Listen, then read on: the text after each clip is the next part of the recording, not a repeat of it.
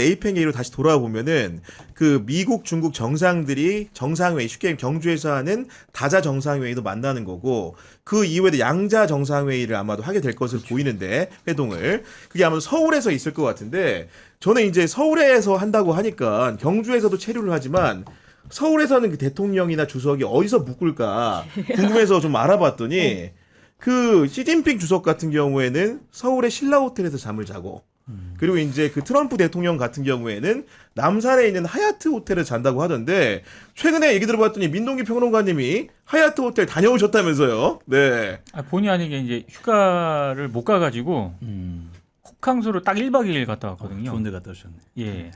근데 남산 이거 하여튼 그 하얏트 호텔은 네. 미국의 대통령이 오면 꼭 하얏트 호텔을 묵거든요. 그렇습니다. 네. 그거는 좀 이해가 가요. 일단 보안 문제 때문에 그러는 것 같아요. 왜냐하면 시카고에 본사가 있기 때문에 그래서 어찌됐든 메이드 인 USA 네. 안전하다. 그렇죠. 우리나라가 보장하는, 그렇죠. 보증하는 네. 호텔이다. 그렇게 호텔이다라고 생각을 하는데 제가 그 대통령이 머무르는 그 숙소는 문턱에도 못 가봤지만 20층에 있답니다. 네, 20층에 있어서 네. 20층은 올라가 보지도 못했는데 그냥 일반 저 같은 사람들이 갔을 때 죄송합니다. 이거 왜 하얏트 물어보셔서 당황스럽게 만드시는데 하얏트 나의 호텔 지난 죄송한데. 여름 휴가 일정을 왜 공개하게 만드시는 아니 근데 그렇게 뭐 그 호텔이 오래됐잖아. 연식이 좀. 오래됐어요. 맞아요. 맞아. 예. 맞아요. 엄청나게 훌륭하다 이런 느낌을 제가 못 받거든요. 그러니까 지금 봤더니 그 아버지 부시 때부터 갔대요. 한국에 예. 올 때. 예. 아버지 부시, 클린턴, 아들 부시, 오바마, 트럼프, 그 다음에 이후에 이제 바이든까지 네. 역대 6명의 대통령이 한국만 오면 여기서 잤다는 거예요. 맞습니다. 그러니까 20층에 이제 100평짜리의 프레지던셜 스위트에서 네. 잔다는 건데 기본적으로 이제 건물이 고층에 있어가지고 그렇죠. 보안이 잘 돼 있는데 네. 여러분들 기억하시면 모르겠지만은 우리가 용산의 대통령 광주에 체포영장 집행할 때 네. 그가 뭐 하고 있는지 너무 궁금했을 때 네. 몇몇 촬영 기자들이 네. 하얏트 가서 땡겼어요. 아 정말요? 그 정도로 약간 요새 같은 거지. 그러니까 아. 관저까지 내려도 대한민국에. 제가 예. 이번에 머물렀던 그 층도 창을 이렇게 보지 않습니까? 네. 그럼 바로 보입니다. 관저가 보여. 아. 네, 관저가 바로 보여요. 저는 네. 조금 비싼 방에 머물러가지고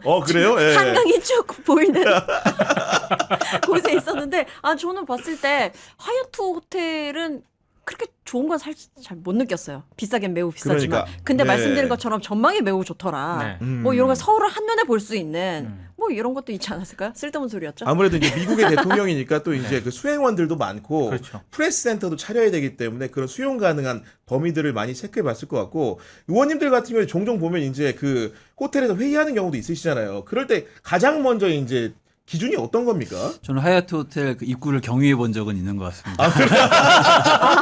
행사 때문에 네. 예를 들면은 네. 근데 제가 생각하는 하얏트를 역대로 많이 이제 찾았던 이유 중에 하나는 용산 미군 기지가 바로 앞에 그렇네. 있어서 그 생각 네, 너무 유사시에 가뿐한 이유. 네. 신속하게 대응도 할 수 있고 네. 뭐 이런 것 때문에 이제 그랬을 가능성이 좀 높아 네. 보이고요. 뭐 일단은 접근성, 편의성 뭐 이런 거 중심이죠. 그리고 숙박 뭐 이런 거의 어떤 질 뭐 이런 거 사실 많이 따지진 않는 편입니다. 정확히 일이 잘 되는 방식으로 네, 네, 네. 가야 되기 때문에 그리고 물어봤더니 그 싼데. JW 그 메리어트 호텔이 또 이제 그 강남에 있잖아요. 네. 그거는 대부분 행사가 강북에 있다 보니까 그렇죠. 오가는 동선 때문에 좋아도 못 간다 그러더라고요. 얘기 네. 들어봤더니 그런 부분 좀 있다는 거고 또 롯데 호텔 같은 경우에도 우리 그 언론사 행사도 많이 하고 귀빈들 행사를 많이 하는데 물어봤더니 너무 이제 을지로 명동 가깝다 보니까 유동 인구가 많고 기본적으로 이제 경호 관련된 그 삼엄하게 해야 되는데 그런 여건이 좀 불비하다 이런 설명이 이제 주변에 있는 분들이 해주던데 왜 시진핑은 그러면은 신라 호텔을 고집할 거? 신라 호텔 굉장히 좋지 않습니까? 저는 매우 좋은데 신라 호텔 가보세요. 저기 트럼프. 네. 굉장히 신라 호텔이 조금 더 저는 고급진 느낌이 들었어요. 직접 가본 결과. 네, 가본 결과. 그리고 근데 이제 부대 비용 같은 것들이 돈이 너무 좀 비싸다 보니까 거기에 호텔 내에서 무언가를 이용하기는 조금 어려웠고 너무 비싸서. 근데 신라 호텔은 또 조식도 맛있는데. 조식 최고거든요. 그러니까 중국이 왜 신라 호텔을 고집하는지는 정확하게는 모르겠습니다만 그 시진핑 주석이 방한했을 때 네. 2014년인가요? 그렇습니다. 그때도 갔어요. 그때 네. 신라 호텔 갔거든요. 그래서 이번에도 신라 호텔을 좀 고집을 하는 게 아닌가. 그러니까요. 예. 저도 물어봤더니 이제 옛날에 영빈관이 그 신라 호텔에 있었다면서요. 맞아요. 그래가지고 네. 이제 외국에 이제 사절들이 오면은 묵는 영빈관이 있는 전통적인 유래도 있고 시진핑 같은 경우에는 2005년도에 저장성 서기 공산당이 지방에서 저장성이 1등이라는 거 아닙니까? 네. 1등 서기일 때 그 당시에 반기문 외교부 장관의 초청으로 국내에 방문한 적이 있는데 그때 처음 묵은 게 또 신라 호텔이래요. 그때 돼가지고 2005년, 2009년, 2014년 그리고 올해에 이르기까지 신라 호텔을 고집하는 거다 이런 말을 해주시는 거고 그리고 간단한 이유가 중국 정상이 미국 체인에 가긴 좀 어렵겠죠, 의원님. 아무래도 이게 그런 부분들이 좀 있을 것 같다는 생각도 좀 들기도 하는데 여하간 이제 그 두 분들에 대해서 거주지는 주거 공간은 뭐 그렇다는 말씀을 왜 이렇게 웃으세요? 아니 지금 근데 보니까. 알고 네. 보니 진짜 조식 때문에 갔을까 싶어가지고요.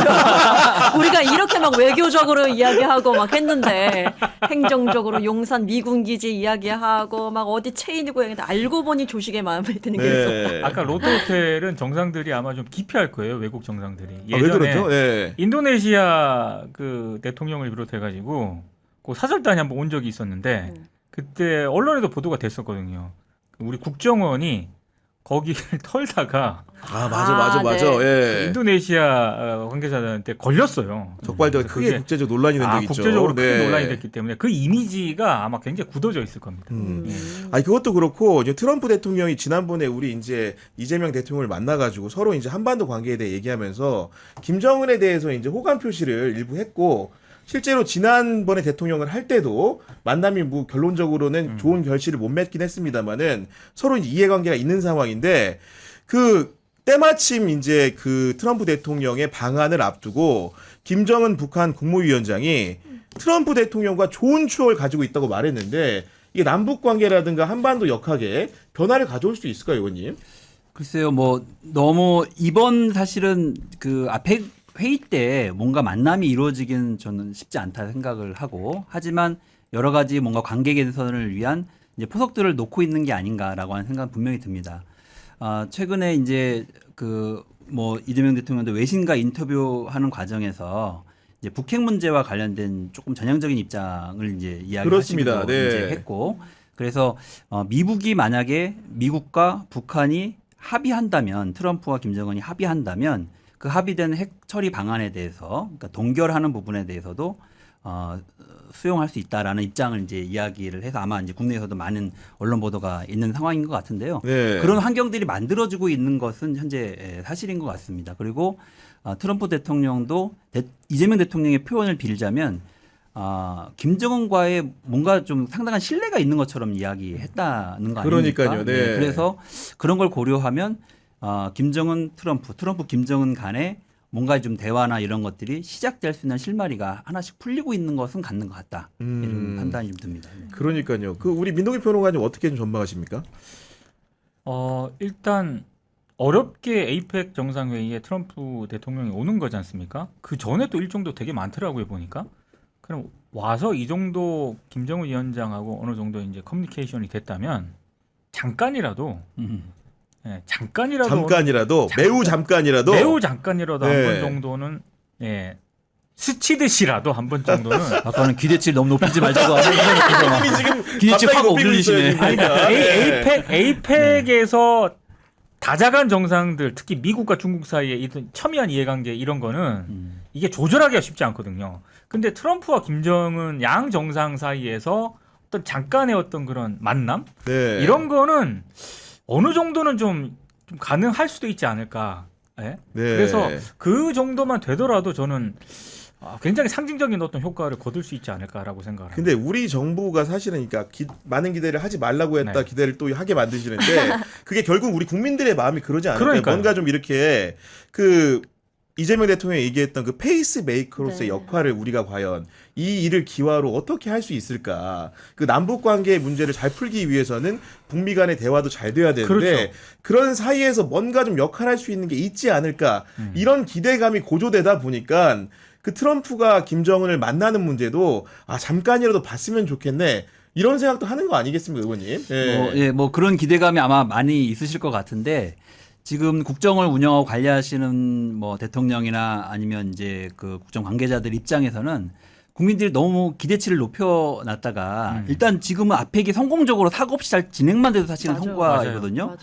저희가 처음에 그 이재명 정부가 출범했을 때 아펙 회의 때문에 걱정이 엄청 많았어요. 네. 이거 사고 나는 거 아니냐. 준비가 너무 부실하고 음. 그 윤석열 정부 때 사실은 거의 준비가 잘 안 돼서 뭐 걱정도 굉장히 많았지 않습니까? 그래서 총리가 한테 임무를 바로 부여해서 내려가서 관리도 하고 뭐 이런 정도로 이제 쭉 했던 사안인데 이제는 더 나가서 거기서 이제 외교 문제까지 북미 회담까지 얹어버리니까, 이루어지길 네. 바라는 건 제가 보기 너무 높은 수준의 이제 기대치인 것 같고 미중 이제 정상회담이 이루어지는 것도 사실은 상당히 큰 성과고 우리가 여러 가지 이후의 국제 외교 질서에서도 한국의 목소리가 좀 더 보장받을 수 있는 여러 가지 조건들, 네. 환경들이 만들어지는 거기 때문에 일단 그 기본적인 회의들이 또 그 미중 회담이 잘 진행될 수 있도록 잘 만드는 게 일단 시작이라고 생각을 하고 이 아페케의 성과로 이후에 이제 북미 관계라든지 뭐 이런 부분들이 더 개선될 수 있도록 이 발단이 만들어지면 처음에 말씀하신 것처럼 우리에게 큰 성과이지 맞아요. 않을까 저는 이런 정도의 기대치를 맞습니다. 갖는 게 좋지 않을까 싶습니다. 네, 그렇게. 네. 근데 김정은이랑 트럼프랑 참 닮았다라는 생각을 계속해서 하게 되는 것 같아요. 사실 트럼프 만났을 때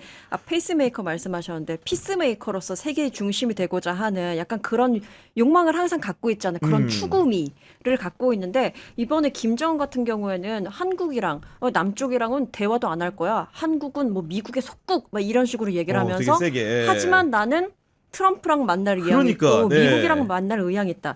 이거 보면 사실 국내 정치로 봤을 때는 국내에서 막 정치인 자기 체급 높이려고 난 너랑은 상대 안 해. 난 어디로 나가지. 그렇네. 뭔가 네. 원희룡 개항을 해 나갔던 약간 그때 느낌이 막 날면서 근데 사실 정치적으로 뭔가를 선택할 때는 리스크를 감수해야 되는 게 있잖아요. 근데 김정은은 참 편하겠다. 왜냐하면 그 국내라고 볼 수 있는 자기네 북한에서는 모든 걸 장악하고 있기 때문에 어떠한 정치적 리스크도 감당하지 않고 그냥 일단 하고 싶은 말을 들을 수 있으니까. 나는 미국이랑 상대하지. 나는 세계적 정치 어떤 중심에 있을 수 있다고 라는 포부를 거침없이 할 수 있구나라는 생각을 하면서 초록은 동색이다 생각하게 됩니다.